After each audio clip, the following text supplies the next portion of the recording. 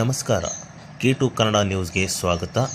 ವೀಕ್ಷಿಸಿ ಈ ದಿನದ ಸುದ್ದಿಗಳ ರೌಂಡ್ ಅಪ್.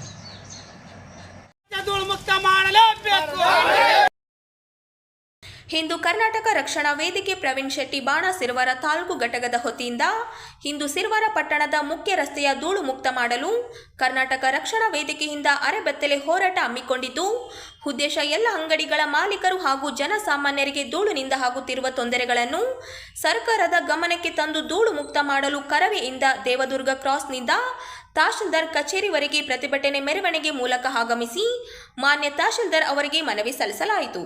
ಈ ಮನವಿಗೆ ತಹಶೀಲ್ದಾರ್ ಸ್ಪಂದಿಸಿ ಇನ್ನೂ 2-3 ದಿನಗಳಲ್ಲಿ ಸಂಬಂಧಪಟ್ಟ ಅಧಿಕಾರಿಗಳಿಗೆ ಚರ್ಚಿಸಿ ಆದಷ್ಟು ಬೇಗ ಸಮಸ್ಯೆ ಬಗೆಹರಿಸುವುದಾಗಿ ತಿಳಿಸಿದರು.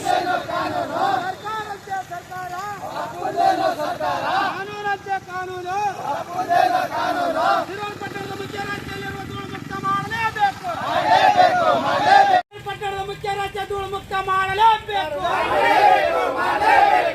ಪಟ್ಟಣದ ಮುಖ್ಯ ರಸ್ತೆ ಧೂಳು ಮುಕ್ತ ಮಾಡಲೇಬೇಕು.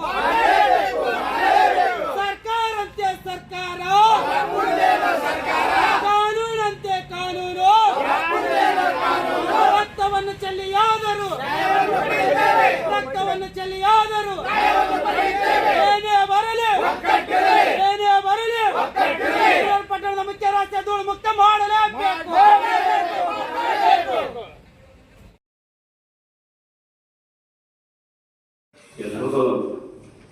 ಸಂಜೀವಿನಿ ಕರ್ನಾಟಕ ಗ್ರಾಮೀಣ ಜೀವನೋಪಾಯ ಅಭಿಯಾನ, ರಾಷ್ಟ್ರೀಯ ನಗರ ಜೀವನೋಪಾಯ ಅಭಿಯಾನ, ರಾಯಚೂರು ಮಹಾನಗರ ಪಾಲಿಕೆ, ಕೃಷಿ ವಿಜ್ಞಾನಗಳ ವಿಶ್ವವಿದ್ಯಾಲಯ ರಾಯಚೂರು ಹಾಗೂ ಸೆಲೋ ಫೌಂಡೇಶನ್ ಬೆಂಗಳೂರು ಇವರಗಳ ಸಹಯೋಗದೊಂದಿಗೆ ವಿಕಾಸ ಪಥದಲ್ಲಿ ಮಹಿಳೆಯರ ಹೆಜ್ಜೆ ಸೌರ ಬೆಂಬಲಿತ ಜೀವನೋಪಾಯ ಪರಿಹಾರಗಳ ಪ್ರದರ್ಶನ ಡಿಸೆಂಬರ್ 3 ಮತ್ತು 4ರಂದು ಬೆಳಗ್ಗೆ 9:30ರಿಂದ ಸಾಯಂಕಾಲ 5 ಗಂಟೆಯವರೆಗೆ ಕೃಷಿ ವಿಜ್ಞಾನಗಳ ವಿಶ್ವವಿದ್ಯಾಲಯ ರಾಯಚೂರಿನಲ್ಲಿ ನಡೆಯಲಿದೆ ಎಂದು ಸೆಲೋ ಫೌಂಡೇಶನ್ ಬೆಂಗಳೂರು ಹಿರಿಯ ಯೋಜನಾ ವ್ಯವಸ್ಥಾಪಕರು ಪ್ರಾಣೇಂದ್ರ ಸಿಂಗ್ ಹೇಳಿದರು. ಅವರು ನಗರದ ಪತ್ರಿಕಾ ಭವನದಲ್ಲಿ ಸುದ್ದಿಗೋಷ್ಠಿ ಉದ್ದೇಶಿಸಿ ಮಾತನಾಡಿದ ಅವರು, ಈ ಕಾರ್ಯಕ್ರಮದ ಉದ್ಘಾಟನೆಯನ್ನು ಕೃ ವಿ ರಾಯಚೂರು ಕುಲಪತಿಗಳು ಡಾಕ್ಟರ್ ಎಂ ಹನುಮಂತಪ್ಪ ಮಾಡಲಿದ್ದಾರೆ. ಮುಖ್ಯ ಅತಿಥಿಗಳಾಗಿ ಜಿಲ್ಲಾ ಅಧಿಕಾರಿಗಳು ನಿತೀಶ್ ಕೆ, ಜಿಲ್ಲಾ ಪಂಚಾಯಿತಿ ಮುಖ್ಯ ಕಾರ್ಯನಿರ್ವಾಹಕ ಅಧಿಕಾರಿ ಈಶ್ವರ್ ಕಂದು, ಮಹಾನಗರ ಪಾಲಿಕೆ ಆಯುಕ್ತರು ಜುಬೇನ ಮಹಾಪಾತ್ರ ಅವರು ಭಾಗವಹಿಸಲಿದ್ದಾರೆ. ಪ್ರೋಗ್ರಾಮ್ ಮಾಡ್ತಾ ಇದ್ದೀವಿ. ವಿಕಾಸಿನಿ ಅಂತ ಅಂದರೆ ವಿಕಾಸ ಪಥದಲ್ಲಿ ಮಹಿಳೆಯರೇ ಹೆಜ್ಜೆ ಅಂತ ಒಂದು ಕಾನ್ಸೆಪ್ಟ್ ಇಟ್ಕೊಂಡು ಒಂದು ಕಾರ್ಯಕ್ರಮವನ್ನು ಯೂನಿವರ್ಸಿಟಿ ಆವರಣದಲ್ಲಿ, ಅಗ್ರಿಕಲ್ಚರ್ ಯೂನಿವರ್ಸಿಟಿ ಆವರಣದಲ್ಲಿ ಬೆಳಿಗ್ಗೆ 9:30 ಸಾಯಂಕಾಲ 6 ಗಂಟೆವರೆಗೆ ಈ ಕಾರ್ಯಕ್ರಮವನ್ನು ಹಮ್ಮಿಕೊಂಡಿದ್ದೀವಿ.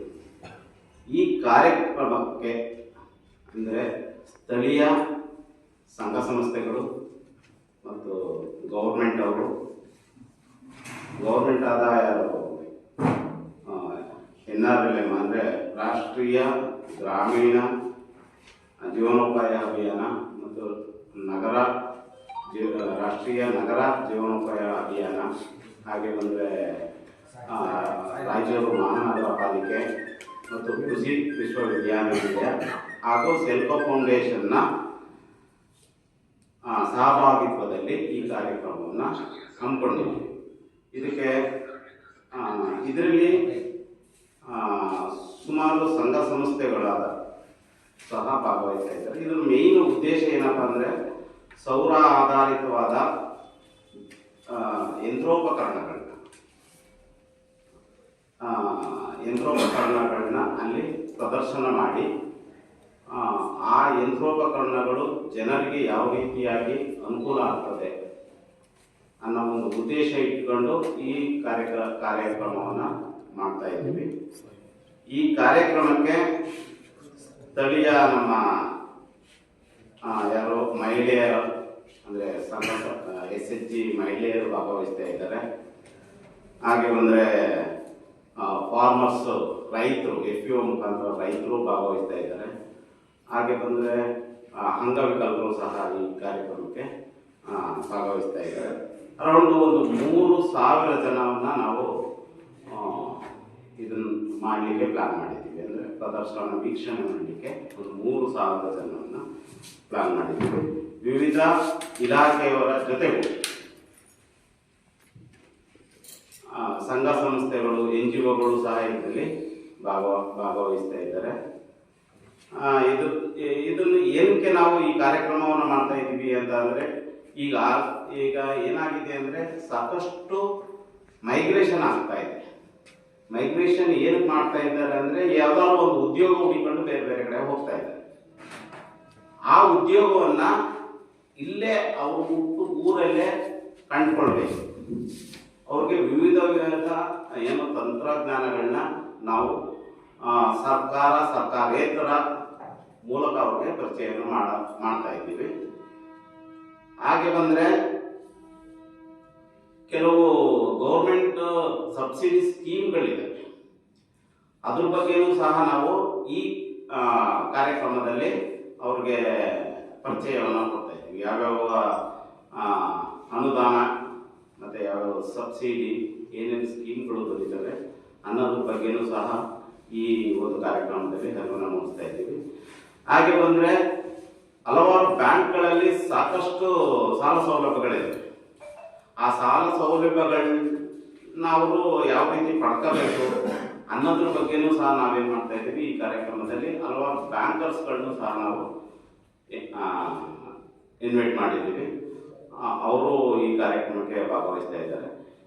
ಓವರಾಲ್ ಇದೆಲ್ಲ ಆದಮೇಲೆ ಕೆಲವು ಬ್ರ್ಯಾಂಡಿಂಗ್ ಆಗಿರ್ಬೋದು, ಕೆಲವು ಮಾರ್ಕೆಟಿಂಗ್ ಆಗಿರ್ಬೋದು, ಈ ಥರ ಒಂದು ನಲ್ಲಿ ನಾವು ತುಂಬ ಕಷ್ಟಪಡ್ತಾ ಇದ್ದೀವಿ. ಅಂಥದನ್ನ ನಾವೇನು ಮಾಡ್ತಾ ಇದ್ದೀವಿ, ಅವ್ರೂ ಸಹ ಪರಿಣಿತರನ್ನ ನಾವು ಆಹ್ವಾನ ಮಾಡಿದ್ದೀವಿ. ಅವರು ಈ ಮಹಿಳಾ ಮಣಿಗಳಿಗೆ ಮತ್ತು ರೈತರುಗಳಿಗೆ ಮತ್ತು ಅಂಗವಿಕಲರಿಗೆ ಒಂದು ಅವ್ರ ಕಡೆಯಿಂದ ಯಾವ ರೀತಿ ಸಪೋರ್ಟ್ ಮಾಡ್ತೀವಿ ಅಂತ ಮಾಡ್ತಾರೆ. ಈ ರೀತಿಯಾಗಿ ಈ ಕಾರ್ಯಕ್ರಮವನ್ನು ನಾವು 3 ಮತ್ತು 4ನೇ ತಾರೀಕು ಈ ಯೂನಿವರ್ಸಿಟಿ ಆವರಣದಲ್ಲಿ ಹಮ್ಮಿಕೊಂಡಿದ್ದೀವಿ. ಆಯೋಜಿಸಿರುವ ಈ ಒಂದು ಸೌರ ಮೇಳ ಅಂತಲೇ ಹೇಳ್ಬೋದು. ಇದಕ್ಕೆ ಸಹಯೋಗ ನೀಡಿದವರು ನಮ್ಮ ಗೌರವಾನ್ವಿತ ಕುಲಪತಿಗಳು ಡಾಕ್ಟರ್ ಎಂ ಹನುಮಂತಪ್ಪ ಸಾಹೇಬರನ್ನು ಭೇಟಿಯಾಗಿ ಕೇಳ್ಕೊಂಡಾಗ ನಮ್ಮ ಕೃಷಿ ವಿಶ್ವವಿದ್ಯಾಲಯ ಕೂಡ ಸದಾ ಇಂತಹ ರೈತ ಬಾಂಧವರು ಮತ್ತು ರೈತ ಮಹಿಳೆಯರಿಗಾಗಿ ಕಾರ್ಯಕ್ರಮ ಮಾಡಲು ನಾವು ಮುಂಚೂಣಿಯಲ್ಲಿರ್ತೇವೆ ಅಂತ ಹೇಳಿ ಅವರು ಕೂಡ ನಮ್ಮ ಗೌರವಾನ್ವಿತ ಕುಲಪತಿಗಳು ಡಾಕ್ಟರ್ ಎಂ ಹನುಮಂತಪ್ಪ ಅವರು ನಾಳೆ ಈ 2 ದಿನದ ಕಾರ್ಯಾಗಾರವನ್ನು ಉದ್ಘಾಟನೆ ಮಾಡಿ ಅವರು ಎಲ್ಲರಿಗೂ ಉದ್ದೇಶಿಸಿ ಭಾಷಣ ಮಾಡಲಿದ್ದಾರೆ. ಮತ್ತು ಈ ಇವರ ಸಹಯೋಗದೊಂದಿಗೆ ನಮ್ಮ ಕೃಷಿ ವಿಶ್ವವಿದ್ಯಾಲಯ ರಾಯಚೂರಿನ ಅಡಿಯಲ್ಲಿರುವ ಕೃಷಿ ಇಂಜಿನಿಯರಿಂಗ್ ಮಹಾವಿದ್ಯಾಲಯದಲ್ಲಿ ಒಂದು ಅಖಿಲ ಭಾರತ ಸಮನ್ವಿತ ಶಕ್ತಿ ಮೂಲಗಳ ಯೋಜನೆ, ನಮ್ಮ ICAR ಅಂತ ಹೇಳ್ತೀವಿ, ಭಾರತೀಯ ಕೃಷಿ ಅನುಸಂಧಾನ ಪರಿಷತ್ ನವದೆಹಲಿ ಅವರು ಪ್ರಾಯೋಜಿತ ಒಂದು ಯೋಜನೆ ಇದೆ, ಶಕ್ತಿ ಮೂಲಗಳ ಯೋಜನೆ. ಆ ಯೋಜನೆಗಳ ಅಡಿಯಲ್ಲಿ ಕೂಡ ಯಾವ ವಿಧವಾದ ಶಕ್ತಿ ಮೂಲಗಳನ್ನು ಬಳಕೆ ಮಾಡಿಕೊಂಡು ಯಂತ್ರೋಪಕರಣಗಳನ್ನು ಅಭಿವೃದ್ಧಿಪಡಿಸಲಾಗಿದೆ ನಮ್ಮ ವಿಶ್ವವಿದ್ಯಾಲಯದಲ್ಲಿ ಕೂಡ. ಆ ತಂತ್ರಜ್ಞಾನಗಳನ್ನು ಕೂಡ ನಾವು ಇವರ ಜೊತೆ ಕೂಡಿ ಅವುಗಳನ್ನು ಕೂಡ ಪ್ರಾತ್ಯಕ್ಷಿಕೆ ಇಟ್ಟಿದ್ದೀವಿ. ಸೌರಶಕ್ತಿ ಚಾಲಿತ ಸಿಂಪಡಣೆ ಯಂತ್ರಗಳು ಇರ್ಬೋದು, ಮತ್ತು ಸೌರಶಕ್ತಿ ಚಾಲಿತ ನೀರಾವರಿ ಪಂಪ್ಸೆಟ್ಗಳು ಇರ್ಬೋದು, ಆಮೇಲೆ ವಿದ್ಯುತ್ ಇದು ನಾವು ಸೋಲಾರ್ ಇನ್ಸೆಕ್ಟ್ ಟ್ರಾಪ್ ಅಂತೀವಿ, ಕೀಟ ಸೆಳೆಯುವ ಸಾಧನ, ಬರ್ಡ್ ಸ್ಕೇರ್ ಅಂತೀವಿ. ಈ ಜೋಳ ಮತ್ತು ಸಜ್ಜೆ ಇವು ಕರೆಕ್ಟ್ ಕಾಳು ಬಿಟ್ಟಾಗ ಹಕ್ಕಿ ಪಕ್ಷಿಗಳ ಕಾಡು ಪ್ರಾಣಿಗಳ ಹಾವಳಿ ಬಾರಿ ಆಗ್ತದೆ. ಅವಕ್ಕೆ ನಾವು ಬರ್ಡ್ ಮತ್ತು ಇನ್ಸೆಕ್ಟ್ ವೈಲ್ಡ್ ಅನಿಮಲ್ ರಿಪೆಲ್ಲರ್ ಅಂತಿದೆ, ಕಾಡು ಪ್ರಾಣಿಗಳನ್ನು ಮತ್ತು ಪಕ್ಷಿಗಳನ್ನು ಬೆದರಿಸಿ ಓಡುವ ಯಂತ್ರ. ಈ ರೀತಿ ಸಿಂಪಡಣಾ ಯಂತ್ರಗಳು, ಹಲವು ವಿಧವಾದ ಸೌರಶಕ್ತಿ ಆಧಾರಿತ ಯಂತ್ರೋಪಕರಣಗಳು ಕೂಡ ನಮ್ಮ ಕೃಷಿ ಇಂಜಿನಿಯರಿಂಗ್ ಮಹಾವಿದ್ಯಾಲಯದ ನವೀಕರಿಸಬಹುದಾದ ವಿಭಾಗದಲ್ಲಿ ಈ ಅಖಿಲ ಭಾರತ ಸಮನ್ವಿತ ಯೋಜನೆ ಅಡಿಯಲ್ಲಿ ಅಭಿವೃದ್ಧಿಪಡಿಸಲಾಗಿದ್ದು ಅವುಗಳನ್ನು ಪ್ರಾತ್ಯಕ್ಷಿಕವಾಗಿ ಹೋದ ವರ್ಷದಿಂದ ಮಾಡ್ತಾ ಇದ್ವಿ. ಅವುಗಳನ್ನು ಕೂಡ ನಾವು ಇವರ ಸಹಯೋಗದಲ್ಲಿ ನಾವು ಪ್ರಾತ್ಯಕ್ಷಿಕೆಯನ್ನು ಹಮ್ಮಿಕೊಳ್ತಾ ಇದ್ವಿ. ಅದರ ಮೂಲಕ ನಮ್ಮ ಭಾಗದ ರೈತಾಪಿ ವರ್ಗಕ್ಕೆ ಮತ್ತು ರೈತ ಮಹಿಳೆಯರಿಗೆ ಮತ್ತು ಎಲ್ಲ ಸಾರ್ವಜನಿಕರಿಗೆ ಇದು ತಲುಪಲಿ ಅಂತ ಉದ್ದೇಶ ನಮ್ಮದು. ಕೃಷಿ ವಿಶ್ವವಿದ್ಯಾಲಯ ರಾಯಚೂರು ಇರುವುದರಿಂದ ನಾವು ಎಲ್ಲ ಸಹಯೋಗದೊಂದಿಗೆ ಈ ಸಮಾರಂಭ ಮಾಡ್ತಾ ಇದ್ವಿ. ತಾವು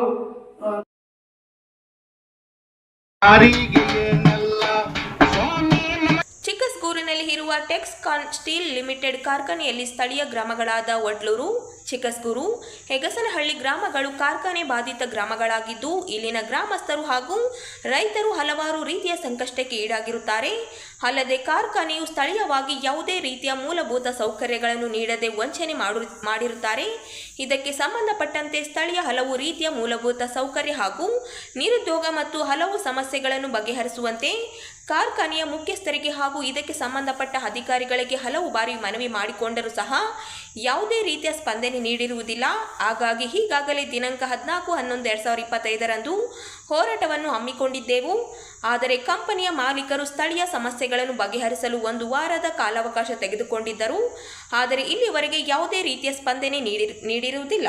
ಆದ್ದರಿಂದ ಇಂದು ನಡೆಯುವ ಪ್ರತಿಭಟನೆಯಲ್ಲಿ ನಮಗೆ ನಮ್ಮ ಸ್ಥಳೀಯ ಗ್ರಾಮಗಳ ಸಮಸ್ಯೆಗಳಿಗೆ ಸದರಿ ಕಾರ್ಖಾನೆಯ ಮುಖ್ಯಸ್ಥರು ಹಾಗೂ ಸಂಬಂಧಪಟ್ಟ ಎಲ್ಲ ಅಧಿಕಾರಿಗಳು ಲಿಖಿತ ರೂಪದಲ್ಲಿ ತುರ್ತು ಸ್ಪಂದನೆ ನೀಡಬೇಕು.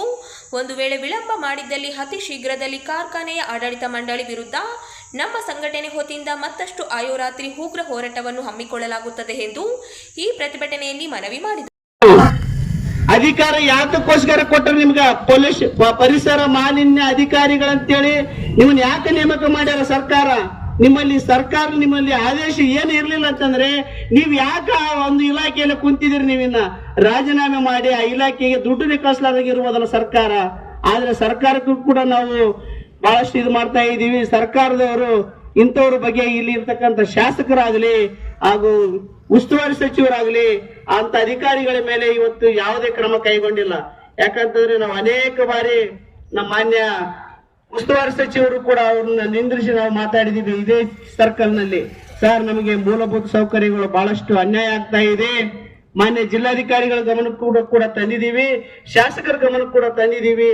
ಇಲ್ಲಿರ್ತಕ್ಕಂಥ ರೈತರಿಗೆ, ಕಾರ್ಮಿಕರಿಗೆ ಅನ್ಯಾಯ ಆಗ್ತಾ ಇದೆ. ಸ್ವಲ್ಪ ಇದ್ರ ಬಗ್ಗೆ ತಾವು ಗಮನ ಹರಿಸ್ತೀರಿ. ಇಲ್ಲಿರ್ತಕ್ಕಂಥವ್ರು ಎಲ್ಲರಿಗೆ ತಾವು ಅಧಿಕಾರಿಗಳ ಒಂದು ಸಭೆ ಕರೆದು ತಮ್ಮ ಅಡಿಯಲ್ಲಿ ಏನಾಗುತ್ತೆ ಅದು ಒಂದು ಉತ್ತರವನ್ನು ನೀಡಿ ಅಂತಂದ್ರೆ ಯಾವುದೇ ಕ್ರಮ ಕೈಗೊಂಡಿಲ್ಲ. ಟೆಕ್ಸ್ಕಾನ್ ಮಾಲೀಕರಿಗೂ ಕೂಡ ನಾವು ಅನೇಕ ಬಾರಿ ಮನವಿ ಮಾಡಿದೀವಿ. ರೈತರಿಗೆ ಪರಿಹಾರ ನೀಡಬೇಕಂತೇಳಿ ನಾವು ಮನವಿ ಮಾಡಿದಾಗ ಅವರು ಕೃಷಿ ಇಲಾಖೆಗೆ ಸಂಬಂಧ ಬರುತ್ತೆ ಅಂತೇಳಿ ಅವರು ಇದು ಮಾಡಿದ್ರು. ಕೃಷಿ ಇಲಾಖೆಗೆ ಬರುವುದು ಸ್ವಾಮಿ ತಮ್ಮ ಸರ್ಕಾರ ಪರಿಹಾರ ಅಲ್ಲ. ಸರ್ಕಾರ ಪರಿಹಾರ ಕೇಳಂಗಿಲ್ಲ. ನಾವು ಇವತ್ತು ಕಾರ್ಖಾನೆಯಿಂದ ನಷ್ಟ ಆಗಿರ್ತಕ್ಕಂಥ ಪರಿಹಾರ ನಾವು ಕೇಳ್ತಾ ಇದ್ದೀವಿ. 1 ಕ್ವಿಂಟಲಿಗೆ 8,000 ರೂಪಾಯಿ ಇದೆ. ಅದರ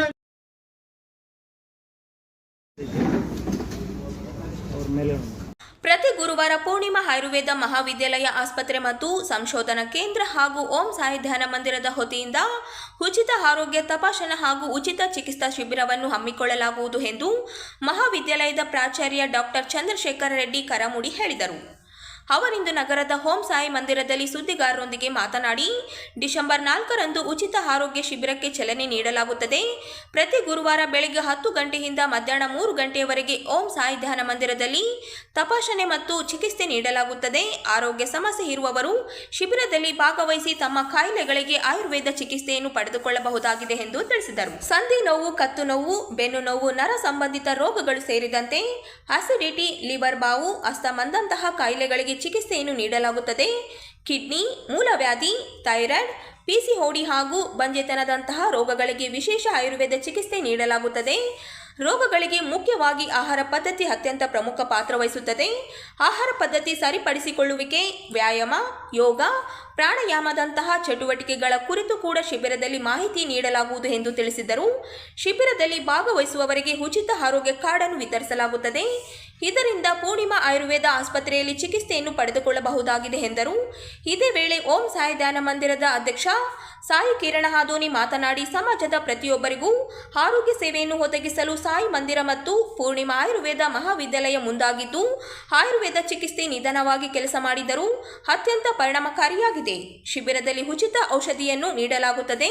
ಪ್ರತಿಯೊಬ್ಬರು ಆರೋಗ್ಯ ಶಿಬಿರದಲ್ಲಿ ಆರೋಗ್ಯ ತಪಾಸಣೆ ಮತ್ತು ಚಿಕಿತ್ಸೆಯನ್ನು ಪಡೆದುಕೊಂಡು ಶಿಬಿರದ ಸದುಪಯೋಗ ಪಡಿಸಿಕೊಳ್ಳಬೇಕೆಂದು ಮನವಿ ಮಾಡಿದರು. ಈ ಒಂದು 4/12/2025 ಗುರುವಾರದಂದು ಇನ್ನು ಬೆಳಗ್ಗೆ 10ರಿಂದ 3 ಗಂಟೆವರೆಗೆ ನಾವು ಚಿಕಿತ್ಸಾ ಶಿಬಿರವನ್ನು, ಉಚಿತ ಆರೋಗ್ಯ ತಪಾಸಣಾ ಮತ್ತು ಚಿಕಿತ್ಸಾ ಶಿಬಿರವನ್ನು ಹಮ್ಮಿಕೊಂಡಿದ್ದೇವೆ.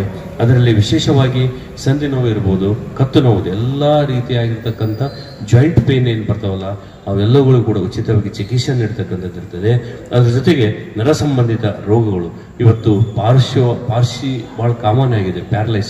ಪ್ಯಾರಲೈಸಿಸ್ ಅಂತ ಒಂದು ರೋಗಿಗಳು ನಮ್ಮಲ್ಲಿ ಬಂದು ಚಿಕಿತ್ಸೆ ತೆಗೆದುಕೊಂಡು ಕೇವಲ 15 ದಿವಸದಲ್ಲಿ ಓಡಾಡಿಕೊಂಡು ಹೋಗಿರ್ತಕ್ಕಂಥವು ಒಂದು ಉದಾಹರಣೆ ಕೂಡ ಸಾಕಷ್ಟಿದೆ ಅಂತ ನರ ಸಂಬಂಧಿತ ಎಲ್ಲ ರೋಗಗಳಿಗೂ ಇವತ್ತು ಆಮ್ಲಪಿತ್ತ, ಇವತ್ತೇನು ನಾವು ಎಸಿಡಿಟಿ ಅಂತ ಹೇಳ್ತೀವಲ್ಲ, ಕಾಮನ್ ಆಗಿಬಿಟ್ಟಿದೆ ಪ್ರತಿಯೊಬ್ಬರಿಗೂ ಕೂಡ. ಯಾಕಂದ್ರೆ ಒತ್ತಡದ ಜೀವನ ಇರ್ಬೋದು, ಅತಿ ಅವಸರದಲ್ಲಿ ನಾವು ಏನು ಭೋಜನ ಮಾಡಿ ಬೇಗ ನಾವು ಕರ್ತವ್ಯಕ್ಕೆ ಹೋಗ್ತಕ್ಕಂಥ ಸಂದರ್ಭ ಇರ್ಬೋದು. ಹೀಗಾಗಿ ನಿದ್ರಾಹೀನತೆ ಇತ್ಯಾದಿ ನಮ್ಮ ಒತ್ತಡ ಜೀವನದಲ್ಲಿ ಎಸಿಡಿಟಿ ಬಹಳ ಕಾಮನ್ ಆಗಿಬಿಟ್ಟಿದೆ. ಅದಕ್ಕೂ ಕೂಡ ಉತ್ತಮವಾದ ಆಯುರ್ವೇದ ಚಿಕಿತ್ಸೆಯನ್ನು ಕೂಡ ನಾವು ನೀಡುತ್ತೇವೆ. ಅದರ ಜೊತೆಗೆ ಜಾಂಡಿಸ್ಗೆ ಆಯುರ್ವೇದ ಅಂದರೆ ಜಾಂಡಿಸ್ಗೆ ಕೈ ಎತ್ತಿದ ಒಂದು ಚಿಕಿತ್ಸೆ ಇರ್ತದೆ. ಅಲ್ಲಿ ಕೂಡ ಜಾಂಡಿಸ್ಗೆ ಚಿಕಿತ್ಸೆ ಇಲ್ಲದ ಆಯುರ್ವೇದದಲ್ಲಿ ಮಾತ್ರ ಅಂತರಗೂ ಕೂಡ ನಾವು ಚಿಕಿತ್ಸೆಯನ್ನು ನೋಡ್ತಾ ಇದ್ದೇವೆ. ಇವತ್ತು ಫ್ಯಾಟಿ ಲಿವರ್, ಬಹುಶಃ ತಾವು ಕೇಳಿರ್ಬೋದು. ಫ್ಯಾಟಿ ಲಿವರ್ ಬಗ್ಗೆ ನಾನು ಒಂದು ಮಾತು ತಮಗೆ ಹೇಳ್ತೀನಿ. ಇವತ್ತು ಫ್ಯಾಟಿ ಲಿವರ್ ಹೆಂಗಿರ್ತದೆ ಅಂದರೆ, ಯಾವುದೋ ಒಂದು ಕಾರಣಕ್ಕೆ ಹೋದಾಗ ನಾವು ಸ್ಕ್ಯಾನಿಂಗ್ ಮಾಡಿದಾಗ ಫ್ಯಾಟಿ ಲಿವರ್ ಇರ್ತದೆ. ಅದೇ ಫ್ಯಾಟಿ ಲಿವರ್ ಮುಂದೆ ಏನಾಗ್ತದೆ ಅಂದ್ರೆ ಲಿವರ್ ಫೇಲ್ಯೂರ್ಗೆ ಕಾರಣ ಆಗ್ತದೆ.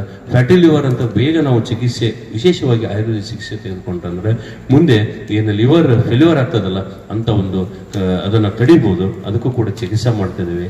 ಅಸ್ಮಾ ಇರ್ಬೋದು, ಸೈನೋಸೈಟಿಸ್, ಟ್ರಾನ್ಸ್ಲೈಟಿಸ್, ಮೈಗ್ರೇನ್. ನಾನು ನೋಡಿರ್ತಕ್ಕಂಥ ಹಾಗೆ ರಾಯಚೂರಿನಲ್ಲಿ ಅರ್ಧ ತಲೆನೋವು, ಮೈಗ್ರೇನ್ ಬಹಳ ಕಾಮನ್ ಆಗಿದೆ.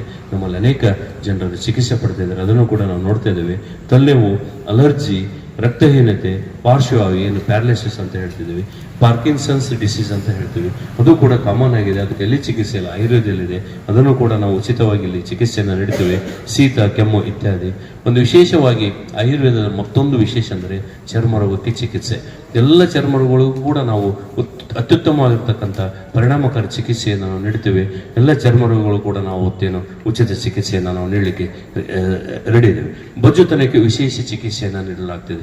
ಬೊಜ್ಜುತನ, ಸ್ಥೌಲ್ಯದಿಂದ ಇವತ್ತು ಹಾರ್ಟ್ ಪ್ರಾಬ್ಲಮ್ ಆಗ್ಬೋದು, ಡಯಾಬಿಟಿಸ್ ಕಾಮನ್ನು, ಕಿಡ್ನಿ, ಹೀಗೆ ಸಾಕಷ್ಟು ರೋಗಗಳು ಬರ್ತವೆ.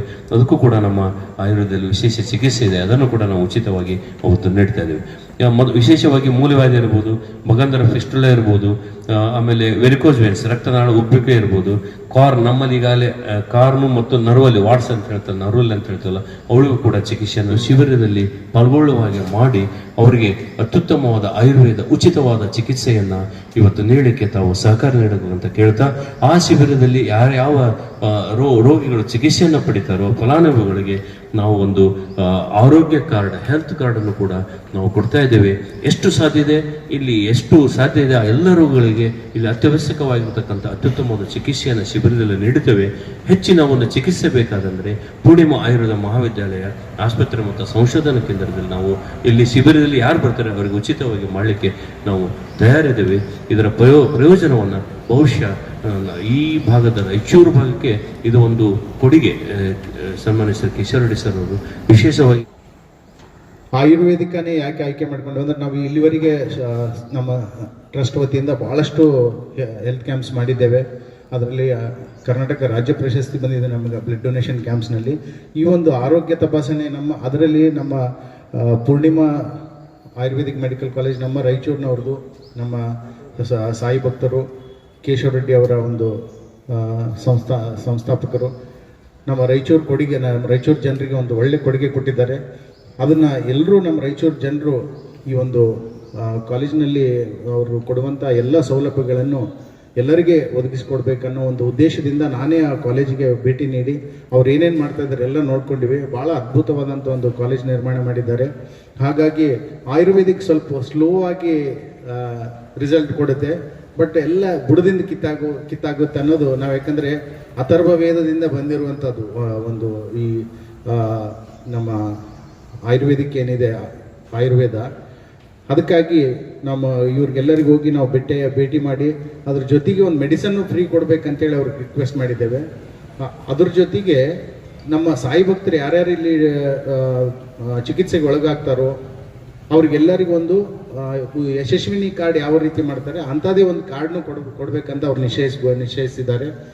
ಅದಕ್ಕೆ ನಾವು ತುಂಬ ಹೃದಯದ ಧನ್ಯವಾದಗಳು ಪೂರ್ಣಿಮಾ ಕಾಲೇಜಿನ ಸಂಸ್ಥಾಪಕರಾದಂಥ ಕೇಶವ ರೆಡ್ಡಿ ಅಣ್ಣನವರಿಗೆ. ಯಾಕಂದರೆ ಆ ಕಾರ್ಡ್ನಿಂದ ಯಾರಾದರೂ ಇಲ್ಲಿ ಟ್ರೀಟ್ಮೆಂಟ್ ಅವರಿಗೆ ಇನ್ನೂ ಹೆಚ್ಚಿನ ಟ್ರೀಟ್ಮೆಂಟ್ ಬೇಕಾಗಿದ್ದರೆ, ಮೆಡಿಸನ್ ಬೇಕಾಗಿದ್ರು ಅವರು ಉಚಿತವಾಗಿ ಕೊಡಲಿಕ್ಕೆ ರೆಡಿ ಆಗಿದ್ದಾರೆ. ಅವರು ಇಲ್ಲಿ ತೋರಿಸ್ಕೊಂಡ ನಂತರ ಇದಕ್ಕೆ ಹೋಗ್ಬೇಕು, ಪೂರ್ಣಿಮಾ ಆಯುರ್ವೇದಿಕ್ ಕಾಲೇಜ್ಗೆ ಹೋಗಬೇಕು. ಅಲ್ಲಿ ಹೋಗಿ ಮುಂದಿನ ಚಿಕಿತ್ಸೆಗೆ ಒಳಗಾಗ್ಬೋದು. ಏನೇನು ಚಿಕಿತ್ಸೆ ಇಲ್ಲಿ ನಮ್ಮ ಸಾಯಿ ಮಂದಿರದಲ್ಲಿ ಗುರುವಾರ ದಿನ ಮತ್ತು ಈ ಗುರುವಾರ ಆದ ನಂತರ ಮುಂದಿನ ಪ್ರತಿ ಗುರುವಾರ ಉಚಿತ ಆರೋಗ್ಯ ತಪಾಸಣೆ ನಿರಂತರವಾಗಿರುತ್ತೆ. ಈಗ ಯಾರು ತೋರಿಸ್ಕೊಂಡು ಹೋಗಿದ್ದಾರೆ, ಯಾರಾದರೂ ಮಿಸ್ ಆಗಿರ್ಬೋದು. ಮತ್ತು ಈಗ ಒಂದು 2 ದಿನ ನಿರಂತರ ಒಂದು ಪ್ರಚಾರನೂ ನಡೀತಾ ಇದೆ. 2,000 ಪಾಂಪ್ಲೆಂಟ್ ಮಾಡಿಸಿದ್ದಾರೆ ಅವರು. ಹಾಗಾಗಿ ಮುಂದಿನ ಏನೇನು ಚಿಕಿತ್ಸೆ ಇಲ್ಲಿ ಏನೇನು ಅವರು ನೋಡ್ತಾರೆ, ನಂತರ ಆ ಕಾಲೇಜಿನಲ್ಲಿ ಏನೇನು ಚಿಕಿತ್ಸೆ ಒಳಗೊಳ್ಳುತ್ತಾರೆ ಅಂಥೇಳಿ ಅವರು ನಮ್ಮ ಪ್ರಿನ್ಸಿಪಲ್ ಸಾಹೇಬರು ಮಾತಾಡ್ತಾರೆ.